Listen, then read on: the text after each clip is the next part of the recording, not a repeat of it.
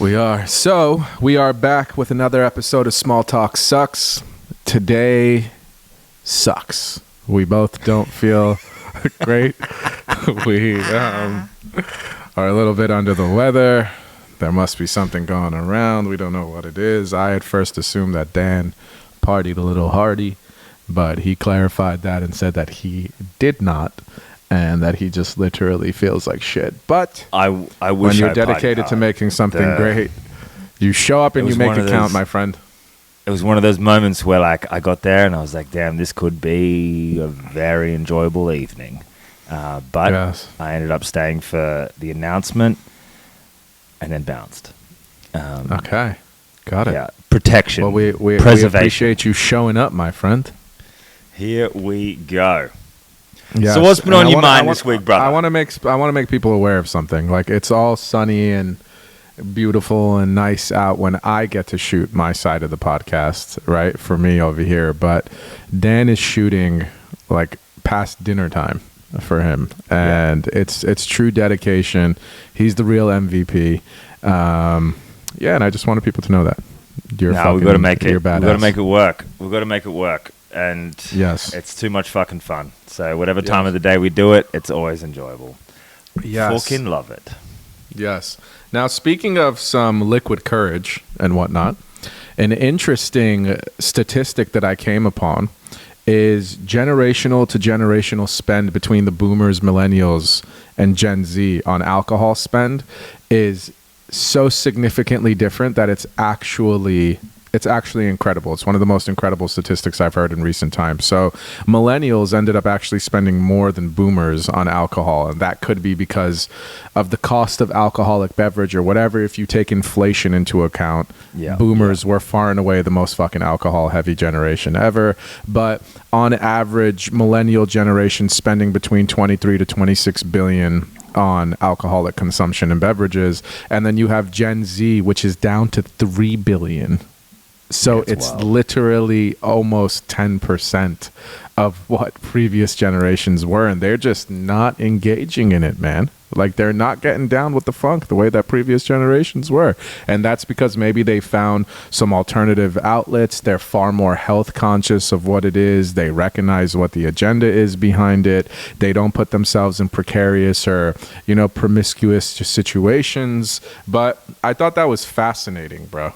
I thought that was absolutely fascinating. And I think if you layer statistics and studies on studies, there's a direct correlation between alcohol consumption going down and birth rates going down, as well as alcohol consumption going down and people's being in relationships going down.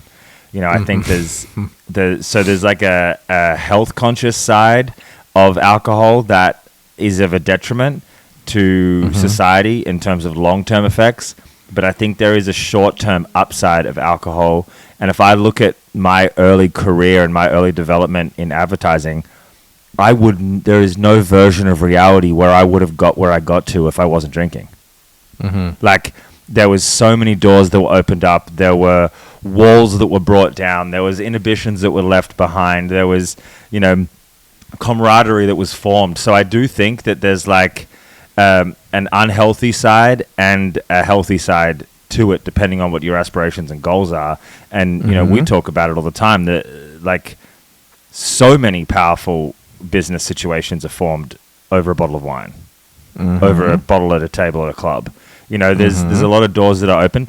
Not to say that you have to, but it is definitely a healthy form. And also, the other thing is, like, relationships, birth rates, things like that, one of the challenges that we have right now is, as a society, there's this general assumption that 20% of 20% of men are only attractive, are playing in a talent pool for 80% of women. So you have this situation here. I think a lot of that is due to everybody making dating decisions through a profile online, as opposed to someone's personality in real life, seeing someone out at a bar, seeing them when you've got a different lens on, and you review someone differently and you start to form a different kind of opinion. So I think, yes, it is fascinating that consumption situations are shifting over time and between generations, and I'm fascinated as to why that is. But I do think that there is, like, other statistics that when you layer over, it's kind of fascinating that there's a cause and effect to something in alcohol. And I never would have thought in my life I'd be saying that there was a positive side to alcohol, but there kind of is. No, of course. I think you find the silver lining in everything. That's kind of like the purpose and intention of what we do behind here. So you could always look at things in a detrimental state or try and find the positive twist and optimistic perspective of things. Like, yes, does it help initiate like business endeavors and conversations? Does it make people slightly more comfortable because of how the frontal cortex and everything that we don't have to get into scientifically and how all that works? Absolutely. I think in every part of culture, like everything in moderation can be beneficial, you know?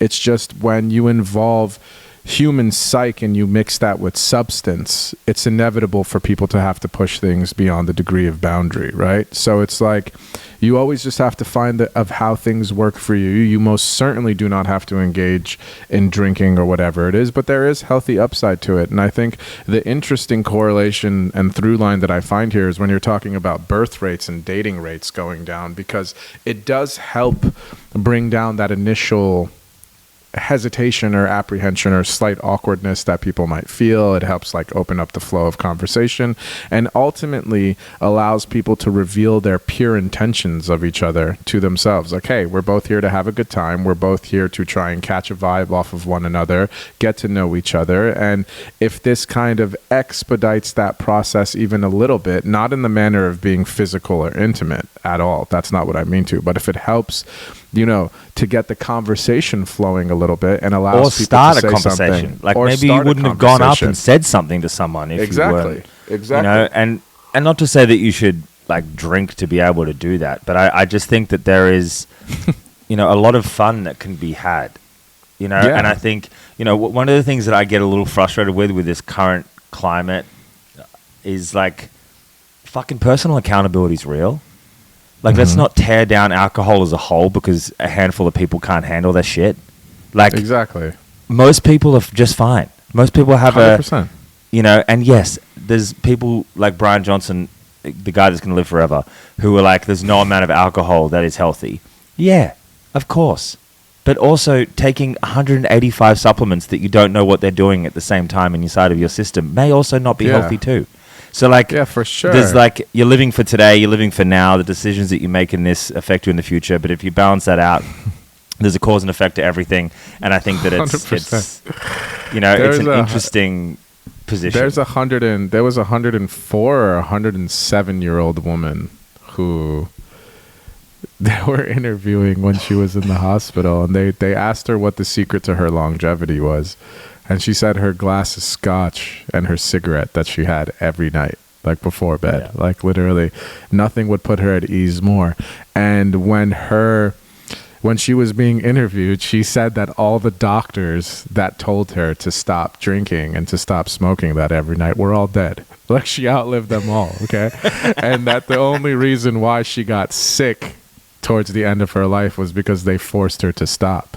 And you know, my grandmother, God rest her soul, always used to say something to me where she said that the energy in which you put something into your body, like the energy that you carry when you put something into your body, is more important than what you are putting into your body itself. And she didn't mean in terms of like drugs or anything outrageous like that. She was speaking in more of a dietary sense, but she was trying to explain that, like, listen, if you're on this crazy strict regimen that ultimately makes you miserable, is it really worth it if you're being detrimental to your health in so many other ways? And if the psychological breakdown of what you're applying to yourself is so much more and so much worse and so much more detrimental than anything else, like, you want to eat a piece of fried chicken, have a fucking piece of fried chicken. If it makes you happy and it makes you feel better, just be conscious and aware of what it is that you need to do. Like, if you haven't gone on a couple walks in a little while, go for a light brisk walk in the morning. Like, just find balance and like everything in moderation. Like, a close friend of mine, a very close friend of mine, she looks absolutely amazing now and has lost a ton of weight. she came off of having a pregnancy. She gained like 60, 70 pounds during the pregnancy. It was very difficult for her. And I was speaking to her and I was like, what's been like your secret? Is it like the diet and exercise? Is it this, that? And she was like, to be honest with you, like I just try and focus on doing some light cardio, maybe once or twice a week. She's like, but everything is portion control. Everything is moderation and portion control. She goes, I eat exactly what I want, everything that I want, but instead of eating a whole plate of the short ribs and mashed potatoes, I have a couple bites, and then I'll break up those meals throughout the day so that it allows like my body to actually digest and process. Bro, and she's dropped 60 pounds in 7-8 months, Yeah. all naturally, all healthy, and looks healthy. Doesn't look like she's malnourished or drained because she's still feeding her body what it is that she wants, But a thing that I want to touch on quickly to segue into another part of this conversation, and then you can take over, is the fact that I was going to take away from what you're saying with birth rates and going down. That is actually one of the biggest threats to modern day society, is the inevitable truth of population collapse. And you have people who are big advocates and, try to bring awareness to the situation, in Elon Musk and other prominent figures who are trying to make us aware. The underlying truth that you find is there's a significant difference between underdeveloped nations and developed nations, from first world to third world countries, right? In third world countries are places where the poverty line might be far lower and there might be more people who are living below it. You tend to see a higher birth rate in those countries, in underdeveloped countries, for whatever reasons or correlations that you may find there. That's neither here nor there. I'm not an expert on the situation, but that's what you tend to statistically see. In developed countries and First Nation countries like the United States, Japan, significant other places, if the average birth rate per woman falls below 2.2 children per woman, then you face what is ultimately an inevitable population collapse, because obviously not everybody's giving birth. So the amount of women that are giving birth need to have a certain amount of babies, and it needs to meet a certain threshold, or the workforce can't be replaced. Like, it leads to a crazy decline that comes in that 40 to 50 year turnover between the top end and the low end of the next generation, right? So the birth rate, especially when people are living longer, so it's not even as that's a problem on a straight, analytical equation. But when you have the life expectancy stretching further, and people not necessarily retiring later, so the workforce is stopping, people retire, young people aren't there to look after the older people, and also the distribution of wealth is not evenly shared. So the jobs that are needed to support older people are not financially incentivized for people to do so. So as a result, you have gaps in the market that aren't filled, and that's not something that you can fix overnight. You can't just be like, let's all get to fucking. At the end of the day, there's still an issue around. And I think one thing on what you were saying before about why that might be. There's a really good article, I can't remember who did it, but I think it was Scott Galloway. But basically it was breaking down why. And a lot of it was unrealistic expectations and goals for what you want to achieve in your life before you have a child. So we all feel like we should do everything under the sun before we have a kid. But you push off having a kid. Yeah. And then as a result, most people don't live up to the expectations that they set for themselves. No. Or check off all things on the bucket list. It's like, I want to go to 100%. These destinations. I want X amount of money in my bank account. That's never going to fucking happen. 100%. Whereas if you're in the poverty line, those things aren't necessarily expected, and you sort of appreciate what you have in front of you more, and you just want to build a family around that. And I think there's like a beauty and a purity to that I think that everybody can learn from. Yeah, absolutely. And an optimism. Like, I think a lot of times, like, this might be too much of a generalization, so forgive me if it is, but a lot of times when you're born into a impoverished situation, it's like the great light of the family and the hope of the family. It's like maybe more children leads to more opportunity for something great and triumphant to happen. Maybe one of them can lead a successful career or come into a monetary based aspect that allows them to provide for their family or whatnot. And like I said, that might be too much of a generalization, but it's a silver lining that I like to take away from it, is like maybe they look at it as like a fruitful future that could present itself with basically more kids. Like maybe this one turns into something, maybe the other one becomes pursuit of a doctor or whatever it might be. But it's definitely interesting, and I think it's something to really, really start discussing as a society, because, with the advancements of AI and everything that's going on, like I do think that it is a soft launch into the inevitable replacement of a multitude of careers and the workforce that AI and automation and robots are going to take over. I do wholeheartedly think that's our future. Like, I think in a few decades from now, we are going to be walking amongst the street with robots who are walking dogs and carrying food and being delivery drivers and self-autonomous cars that are driving themselves. So you no longer need a major part of the labor force and whatnot. But it's interesting to see where the dynamic of this is evolving and where it's going to go. I think that's probably the most present situation and topic of discussion for the next coming decades, is the merger of technology and people. And I think also the rate we have to evolve at to keep up with that. Like right now, our education system is still training people how to have jobs. The education system hasn't changed since we were producing people to work in manufacturing lines. So, how do you evolve? Like, you're training people to have a job with a set of parameters that they have to follow and rules and guidelines they have to follow. But in 10 years, those rules and guidelines, that job, you are not going to be better at. So the only thing that you're going to be able to do is figure out and learn how to laterally think and how to train yourself to learn, unlearn, and relearn something. And the people that are best in this next sort of 20-year window are going to be people that have that exact skill.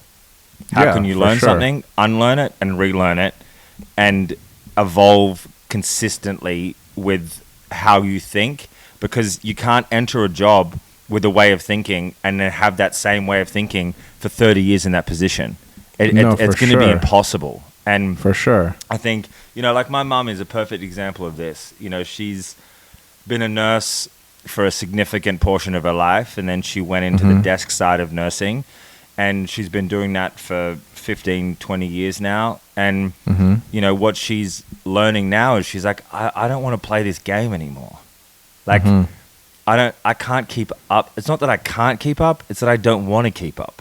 Like, she was trained and developed her skill set and is amazing at what she did. But that rate of shift and that rate of change is like outside of her scope, And it's becoming, and that's why she's going to probably retire at the end of this year, because she's just ready to hang up the boots and to sort of so to say, move on to the next stage, And I think that's something that's real, and I think it's going to get very exhausting for people that have lived life a singular way and forced into this quantum change to technologies that they may not feel comfortable with. It's not even that they can't. Like, if my mom wanted to, she totally can. It's just that, of course, there's like an exhaustion that comes with the thought of doing that.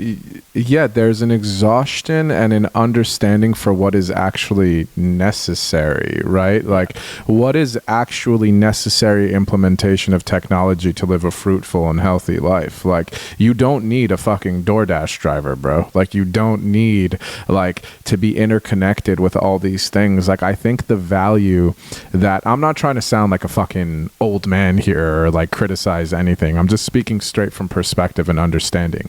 You and I are very close together in age, right? For those of you who don't know, Dan's 49 years old. He looks young, but he's much younger. Moisturizer game on point. Like every 45 minutes, slap on the moisturizer. No, I'm teasing. Dan and I are very close to each other in age, only a few months apart, and share a lot of similarities, and we're raised in the same generation. So we came up on the same things, same pop culture references. We're the last true generation before social media, like truly the last generation before social media. So the things that you come to realize is, I think, what has diluted the world in a way these days is that there's too much abundance of everything. Like, we didn't have a choice of what you watched. You weren't able to go through Netflix and 10,000 movies and pick what was perfectly curated to you or tailored to you in that moment and watch it. Like, whatever was on TV, you were watching. You understand? Like, you had to wait for scheduled programming to watch your favorite show Saturday at 9 o'clock, and there was no TiVo or DVR ability for you to record it if you missed it. If your ass missed it, you missed it. Like, that's what it was.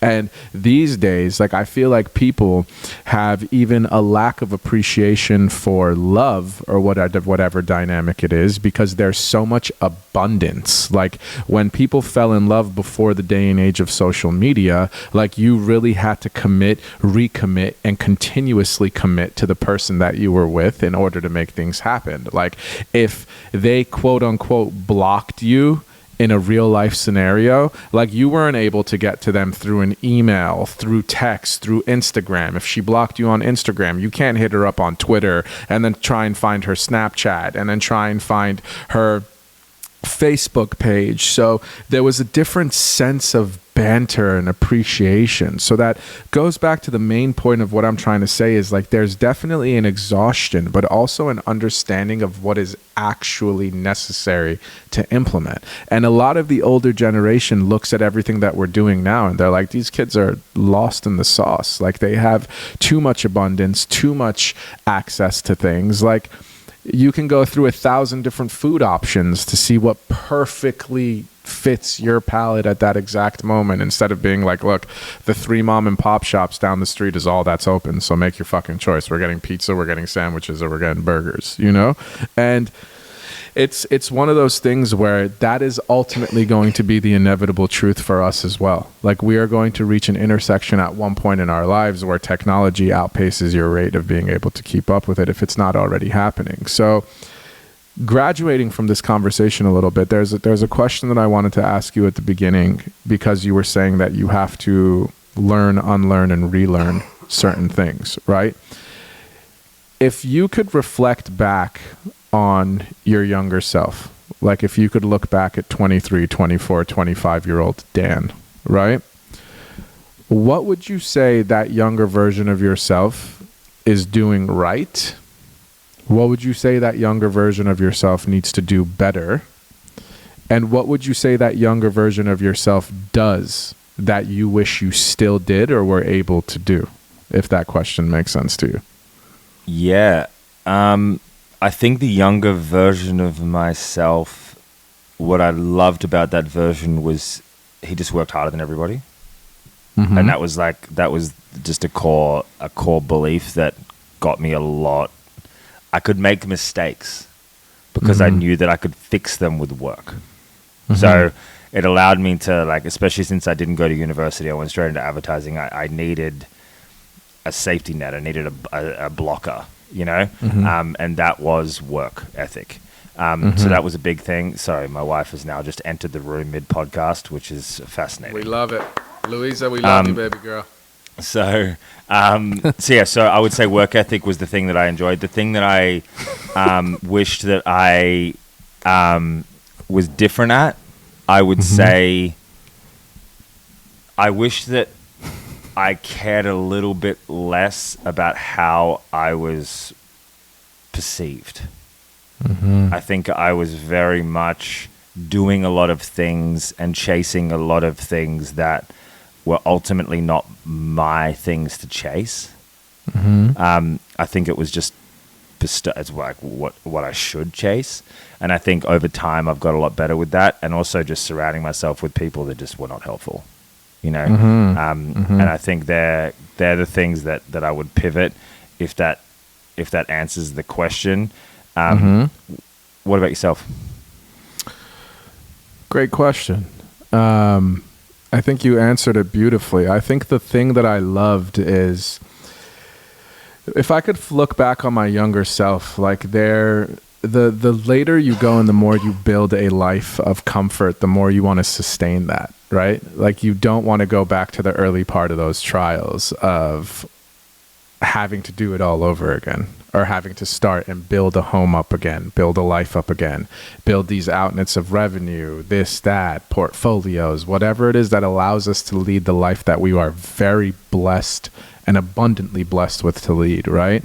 But there was a reckless, youthful ambition that I carried in my youth of no fucks given, of by any means necessary, I was going to get to something or someone, and not in a mischievous type of manner. No, because I knew that I had something to add, right? I knew what my value and my worth was, and it was a relentless, reckless pursuit. Like by any means necessary, I would put myself into certain situations. I would do this and I would do that. And it's not that I've scaled it back all the way. I'm just far more calculated on what risks that I'm willing to take these days. Yeah.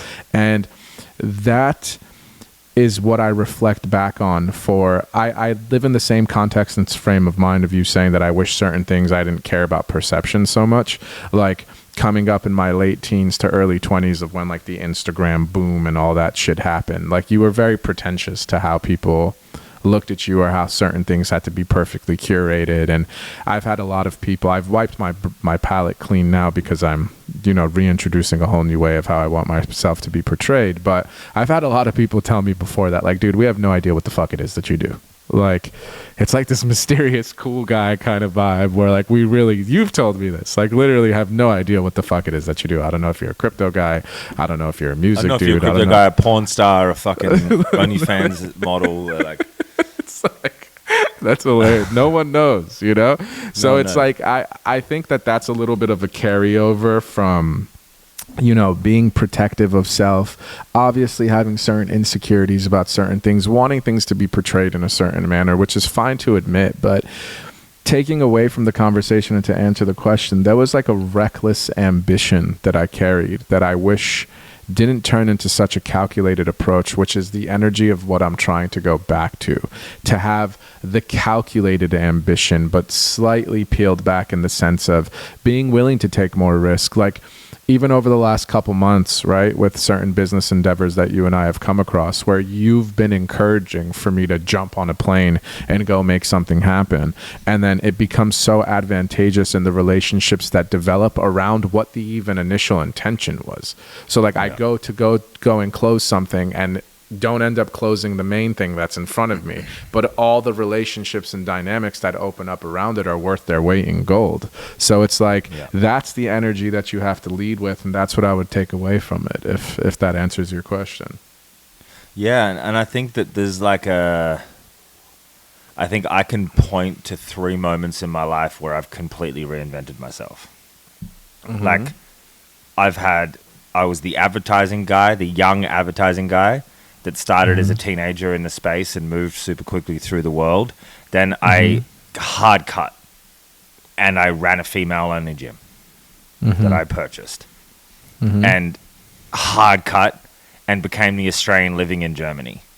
And then hard cut, was still doing that, but like in terms of an evolution of brand, went from the advertising guy and influencer guy living in Germany to now the music industry guy living in Germany.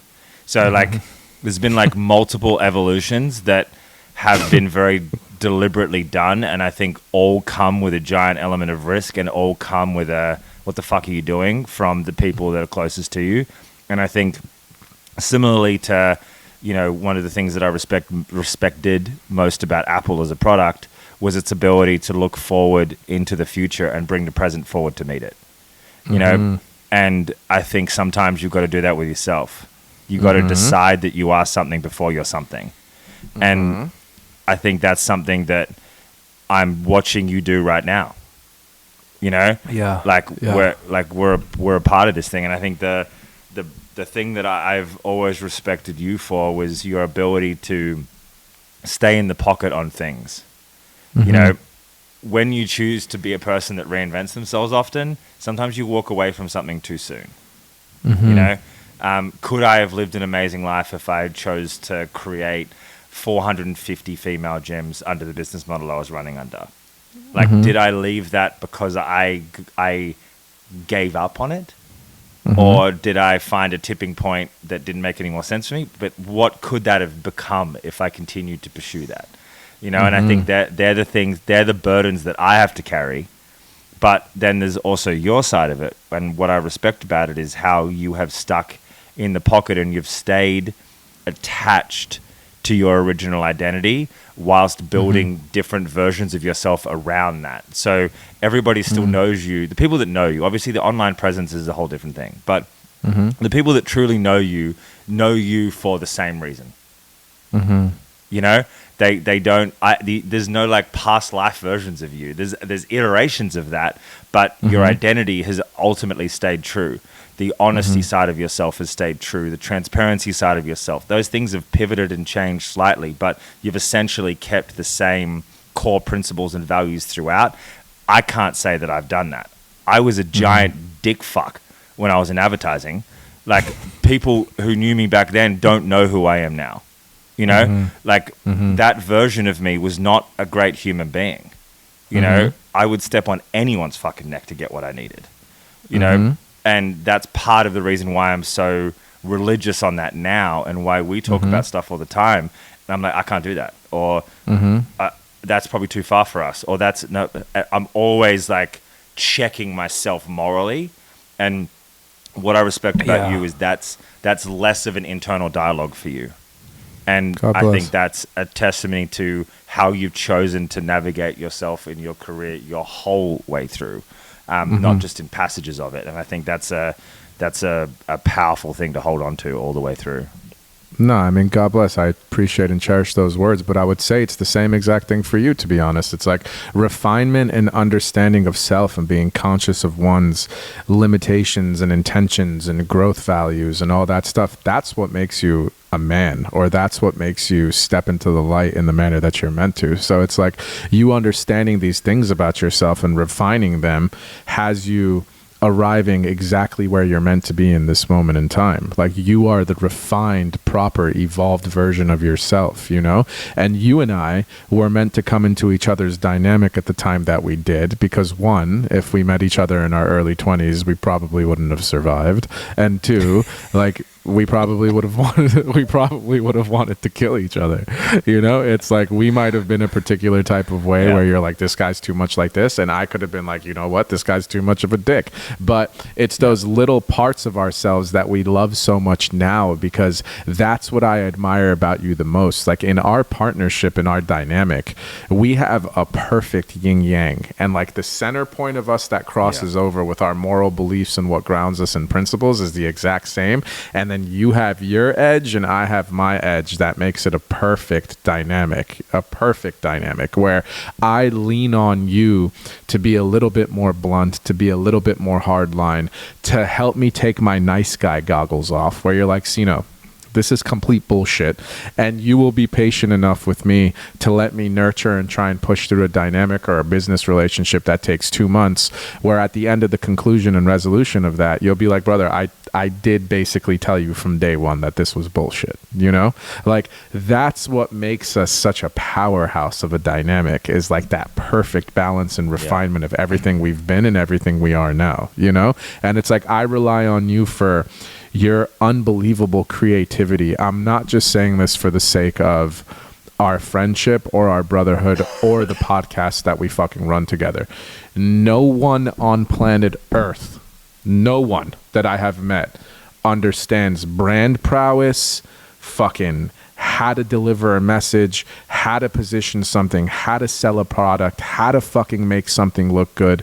Like, the shit that I have seen you whip up, and so fast, of such high quality. It's like a fucking Picasso painting. It's like, yes, it may be a couple brush strokes and it may take him 10 minutes to do it, but it's a fucking Picasso piece. It's the 50 years of artistry and development and everything behind each one of those brushstrokes that makes it valuable. So yes, have I seen you put things together in a matter of days and then give it to me and I've literally fucking nutted in my pants, excuse my language, for what it is? I'm sorry. But yes, absolutely. Because it's a refinement of everything that you've been and who you are. And I think that's the most important thing for people to understand is like, keep the favorite parts of yourself. Just refine them a little bit. You know what I mean? Continuously look to evolve and grow, because I don't think any of us would be 34, 35, 36, 33, 37, whatever it is, and look back on your 21-year-old self and be like, yeah, I love every part of that guy. That's impossible. My 34-year-old self right now, I look back at my 28-year-old self and I'm like, yeah, I love a lot of them, but you made a couple dumb decisions here, there's another dumb decision. This is some dumb shit that you should have done. Like, that's impossible. That's the inevitable truth of life, bro. You know? 100%. And I appreciate every word that you said. And I think that where we stand, and I think one of the things that I think everybody should look for in business and in life is partnerships. Mm-hmm. I think that you are so fucking limited as a singular human being. Mm-hmm. There is, like, the amount of times that I call you flying off the fucking rail like a crazy Australian who's ready to go get on a plane and rip someone's fucking head off, and you talk me off the ledge, and vice versa. Talking me off the ledge is what allows that partnership to continue to flourish with other partners. And then vice versa, the other side of, like, your patience is what keeps us in that room, and my volatility is sometimes what keeps us in that room. You know, like, I think it's finding people that literally the yin and yang and balance you out, and I think it's forever necessary in every scenario. You know, and I think it's something that everyone should look for. And when people look back at the businesses that we work on in the next 5 years from now, they're going to realize that every single one of them was formed through partnerships. Every single one of them has a face to the company. Like, we have figured out our way of operation, you know? And I think we know where we're great and we know where we're not. And that's very difficult to define on your own. You know, we only get to those places by navigating those waters and figuring out where fits best and how to do it. And I think how to figure out how you can create win-wins along the way for everyone that you're crossing, and get creative enough to make that worthwhile, and get self-aware enough of being like, why would they help us if we don't have value to provide? Like, that partnership doesn't work, not because they're not great, but because we can't bring them the value that they need to make this partnership work. So we walk on, find the next thing. And I think that cycle and that loop is profoundly important. And I think both of us have that thought process and that sort of structuring, you know? Absolutely. It's all a matter of finding your stride and I think trusting the intention of each other in an equation. Like, when you know that you both are fighting for the same thing and it comes from a place of love, that's what you need to look for. Like, someone should make you, a good partnership should make you a little uncomfortable. It should push you to grow into more of who you want to become. You understand? Yeah. And everybody is afraid of failure. It's an innate human instinct. That's what protects us and keeps us alive, is you don't want to fail. You don't want to put yourself outside the realms of comfort. You need a dynamic and a partnership that puts you there. It should be born slightly in the midst of chaos. Like, if I had to come up with an analogy, it should be like a newborn star, where at first a star, when it's born, it's explosions, it's fiery, it's all these chemicals trying to settle and find its way, and ultimately it becomes an everlasting light. You know what I'm saying? That radiates for eons through fucking space and leaves its impact in that regard. But it should be born in a state of chaos. And like, you and I hit the ground running in that regard, you know, like, it was truly in the midst of chaos, whether it's personal transformations, business transformations. You and I came into relation because we were both working in tandem with an artist that we were co-managing, who we literally were convinced that till this day, he is the most talented artist that we've worked with, whatever it might be. But for reasons unknown, it just didn't come to fruition. But the dynamic that was meant to prosper from it did. So it's like,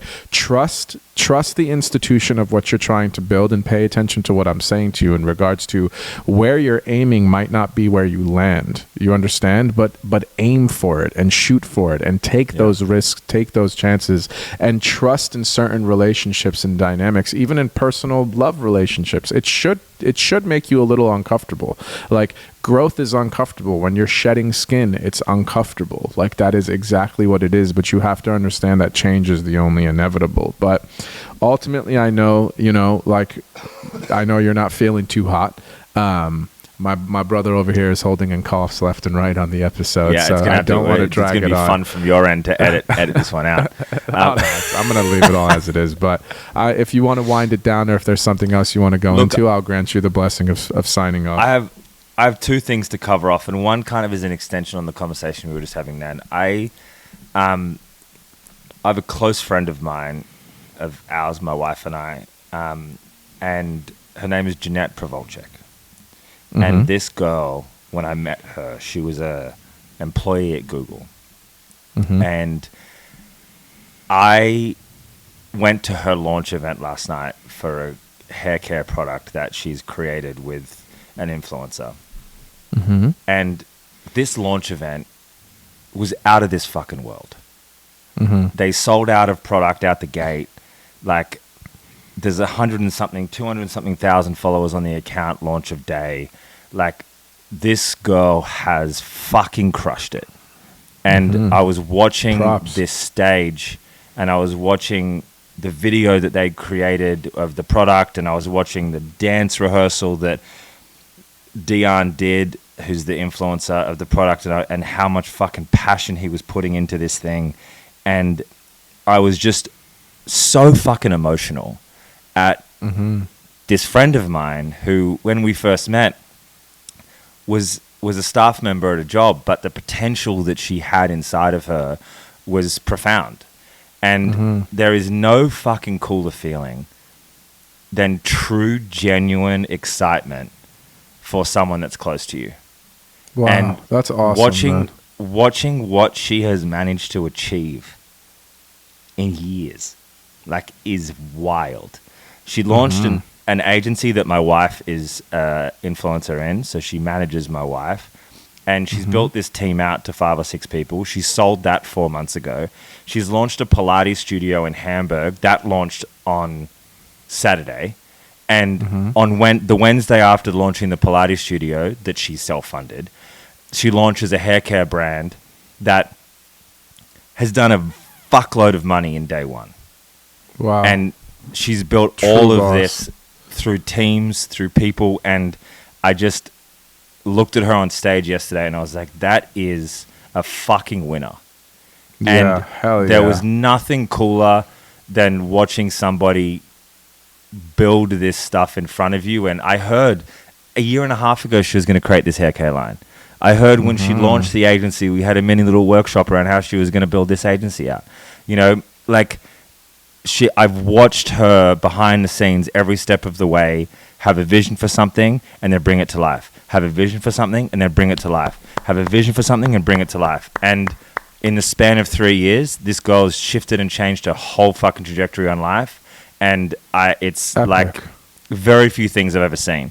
And I bring it up because one of the things that's been running through my head quite a lot lately through some of the successes that we've had and watching her have the successes she's had and other people in our world and ecosystem, I've started to realize that your true friends aren't the ones that you feel comfortable calling when everything's gone to shit. But your true friends are actually the ones that you want to celebrate the win with. Because you genuinely believe that they want you to win. Like when we had a couple of wins recently, the phone calls that I went to make, I audited how close I really was to some of those people. You know, I only share the good shit with 4 people, 2 of which are my parents. So like the circle of sphere, because so many people actually are friends with you through circumstance, not necessarily through a genuine and love. convenience. and convenience, or it's a leverage point, or it's a, you know, they're happy for you because they won, because maybe there's a chance they can leverage off that success in the future.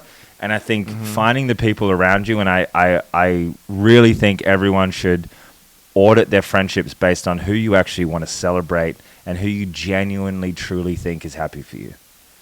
Wow. And I think that was one of the lessons that I learned last night, before I fell into a pit of despair and fell in a hole and can't breathe through my nose and can't really talk. But hey, I got it out. That's epic. You did. No, that's absolutely epic, bro. Just hearing you say that is inspiring. Plug her product. What's the name of the hair product? Dion Hair Care is the name of the brand. Awesome. And Dion's an influencer. Awesome dude. Shout down. Will it solve my baldness and grow my hair back, or? We'll talk about that after this. I think that might require a trip to Turkey. But after the trip to Turkey, yes. Have you ever seen that video where the girl is on the plane and she says, "How you know you're coming back from Turkey?" And she turns the camera, and it's just like the whole plane is rows of dudes with like the stub and the grafting, and literally the whole plane, bro. It's absolutely insane. But yeah, no, I embrace the baldness. I love it. But that's absolutely inspiring, man. That's awesome. Shout out to your friend to being a true boss and a true hustler. That's absolutely awesome. That was an awesome story to hear, and I'm happy for her success. Shout out Dion, shout out Colin, shout out everyone a part of that project, because they worked their ass off to make that thing as big as it was. So that's epic, congratulations to the team. Congratulations. And then I have one last thing to address. Please. Have you watched this show on Netflix called Adolescence? No. Watch it tonight. What is it? It's a show that, now I don't know how true this actually is, but they shot the whole thing in like one take. It's a scripted movie or series, but they shot it. When you watch it, you can feel that it's like one fluid. Every episode is like one fluid take. You know? Jesus. And the subject matter, I won't give too much of it away, but the subject matter is a 13-year-old boy gets arrested for murdering a girl in his class. Okay. And what it follows is essentially the unveiling of a deep-rooted incel concern in young boys. Okay. And what that is, how that's being formed and developed and groomed in a lot of ways by the lack of male role models in a lot of young boys' lives, and the complex nature of the school system, as well as the growing difference in the speed in which females are developing through school and boys are developing through school, and the lack of desire a lot of women have for a lot of men in their classes. And this a lot of things that we talk about. A lot of things we talk about, and I was going to bring it up earlier in the episode, but it's confronting to watch. And I think I just would like every female that's watching it to just take a little bit of a step back from maybe what your initial take would be of like, he did something violently awful, and take a step back of like what led to that. And the analogy I was using with Louisa was like, if we were to look at this as like anorexia, for example, a mental challenge that females face, this and men. Incel culture is a mental challenge that males are facing, and there's things that we're doing societally that are contributing to it, and that are making it worse, including the Andrew Tates of the world, and including, you know, this this disconnect that we're feeling with reality. You know, so I hope that didn't give away too much of what it's about. It's called Adolescence. It's called Adolescence. Okay, I'm gonna check it out. We'll talk about it next episode. It's it's definitely worth watching. It's quite confronting. It's quite well shot. I like it creatively as well. So it wasn't just like this intense thing. It's quite like interesting to watch and confronting to watch these like never-ending lines. Like really boring stuff happens too. Like you watch someone walking through a corridor for a minute, but that's what happens. You know, so it's kind of like watching a scripted documentary, if that makes sense. It's like, Yeah. For me, it was a whole new style. I hadn't seen much like it before. So I recommend it from a creative treatment standpoint, but then also from a subject matter. It's very intriguing, very intriguing. How many episodes? I think it's 6. I'm only 3 episodes in, so I haven't even finished it. But it's I think How it's 6 long is episodes each in episode? total. Like an hour? Yeah, about 45 minutes an hour. Yeah. Okay, easy. I'm definitely going to check it out. We'll talk about it next episode.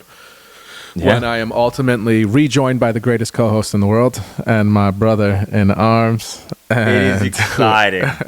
It is, man. We're back in the flow of things. It's awesome. Episode 21 is in the books. And a quick little footnote, but my brother, Dan, is expected to be back in Los Angeles in the near future. So we are going to run it back up in person, in the flesh. And maybe it's time to bring some guests on. That's what. You literally just fucking took the words out of my mouth. Oh fuck! I just stole your thunder. Gun, you fucking PLS. That just demoted me from best co-host. You know what? Fuck this man. I quit. But next time, when he's in the flesh of what I was going to say, it's definitely time for us to start scaling up the guests, which I'm very much looking forward to, and we will bang out a good amount of episodes with that in mind. Definitely going to bring some experts in their field, some regular people, maybe Louisa, a couple different dynamics like that, just for us to start opening it up a little bit. But I love you to death, brother. I hope you feel better. Take care of that cough. Take some medication. Hydrate. Rest up. You truly are the best in the world, and I will see you next time. And thank you for listening. Likewise, mate. Enjoy. God bless you. All right, we're good.